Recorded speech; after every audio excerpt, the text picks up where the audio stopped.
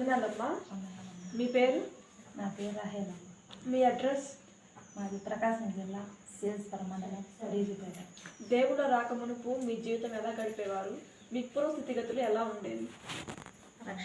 మేము అప్పుడు నామకార్థమైన క్రైస్తవంగా నామకార్థమైన క్రైస్తవులుగా ఉండేవాళ్ళము. దేవుళ్ళు నేను అప్పుడు లోకంలో జీవిస్తున్నాను.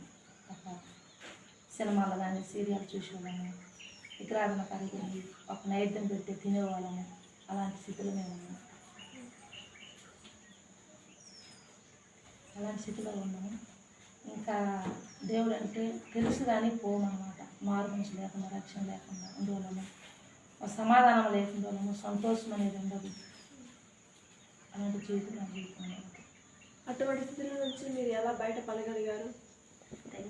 ఎలా బయటపడగలనంటే దైవరాజ్య ప్రార్థన మందిరము దర్శకంలో జరుగుతున్నారని మా అత్తమ్మ చెప్పింది. ఆమె పోతుంది అక్కడ చర్చికి. నువ్వు రామ్మి పోదాం, అక్కడ బాగా జరుగుతుంది అని చెప్పిన తర్వాత అక్కడికి వచ్చినాను. అక్కడికి వచ్చిన తర్వాత మరి దైవజనుడు వెళ్ళే పాస్టర్ రెబకమ్మ చెప్పే వాక్యాన్ని బట్టి నాకు అక్కడ ఎంతో ఆసక్తిగా మారు మనసు సమాధానం అన్నది. మీరు దేవుని ఎలా తెలుసుకోగలిగారు? మరి దైవజనులు చెప్పే వాక్యాన్ని బట్టి, ఆ పాస్టర్ మా ప్రార్థన, దైవజనులు ప్రార్థన బట్టి ఆ వాక్యం అయిన తర్వాత మారు మనసు కలిగింది. మీ సేవకుల గురించి చెప్పండి. వాళ్ళ పరిచర్య, వాళ్ళ సువార్త ఎలా ఉండేది?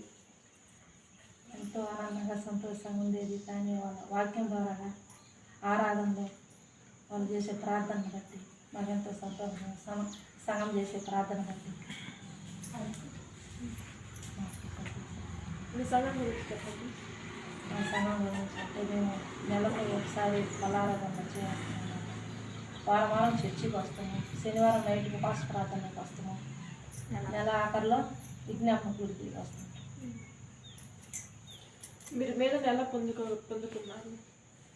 మరి దైవజనులు చెప్పే వాక్యాన్ని బట్టి, ఆ ప్రార్థనను బట్టి, ఆత్మీయతను బట్టి, ఆ పరిశుద్ధాత్మ ద్వారా వీళ్ళ మారు మనసు ఎప్పుడు ప్రారంభమైంది? వాక్యం విన్న తర్వాత మారు మనసు కలిగింది. బాప్టిజం గురించి చెప్పండి.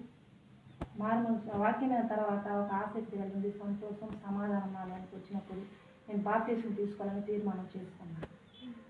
పరిశుద్ధ అభిషేకం పొందారా మీరు? పొందుకున్నప్పుడు మీ అనుభూతి ఎలా ఉన్నది? మీకు పరిశుద్ధాత్మ ఎలా వచ్చిందని మీకు ఎలా తెలుసుకున్నారు? బాప్టిజం తీసుకున్నాక పరిశుద్ధాత్మ వచ్చింది. నాలో ఒక సంతోషం, ఆనందము, ఒక సమాధానము, నెమ్మది, సంతోషంగా ఉండగలిగిన పరిశుద్ధాత్మ నాలో ఉన్నప్పుడు, పరిశుద్ధాత్మను పొందుకున్నాక. మీ సంఘం యొక్క సహవాసం చెప్పండి. సహవాసం అంటే దైవజనులు చెప్పే వాక్యాన్ని బట్టి, మరి మా పాస్టమ్మ చేసే రెబకమ్మ గారు చేసే ప్రార్థన బట్టి, ఆరాధన, మరి మా సంఘ విశ్వాసం చేసే ప్రార్థన బట్టి నాకు ఎంతో సంతోషం. మీ కుటుంబం గురించి చెప్పండి. మా కుటుంబం అంటే మా అత్త, మా మామయ్య, మా అత్తమ్మ, నాకు 2 ఆడబిడ్డలు, నా భర్త, నాకు ఒక కుమారుడు, కుమార్తె, నాకు 6 మంది సహోదరులు, నేను, మరి అమ్మ, నాన్న. మీ తీర్మానం ఏమని చేసుకున్నారు? మీ బాప్టిజం తీసుకున్న తర్వాత, పరిశుద్ధాత్మ పొందుకున్న తర్వాత మీరు ఏమని తీర్మానం చేసుకున్నారు? తీర్మానం చేసుకున్నామంటే సంపూర్ణంగా దేవుళ్ళు ఉండాలని, మరణం వరకు నీతిగా జీవించాలని, దేవుడు వచ్చే వరకు, నేను మరణించే వరకు, మరి సేవకుల ప్రార్థన బట్టి, దేవుని కృపను బట్టి జీవించాలని ఆశపడతాను. ఈ సాక్ష్యం ఇచ్చినందుకు మీకు కృతజ్ఞతలు.